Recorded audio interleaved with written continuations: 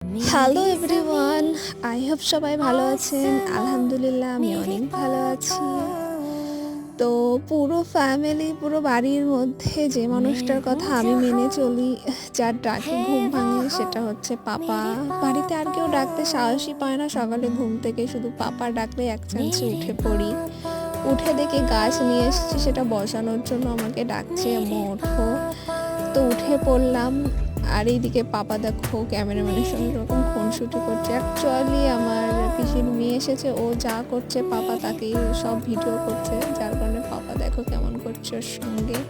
আর এদিকে আমিও শুরু করে দিলাম পাপার সঙ্গে খুনসুটি। গাছ লাগানো কাদামাখা হাত পাপার মুখে লাগিয়ে দিতে গিয়ে খেলাম একটা বকা।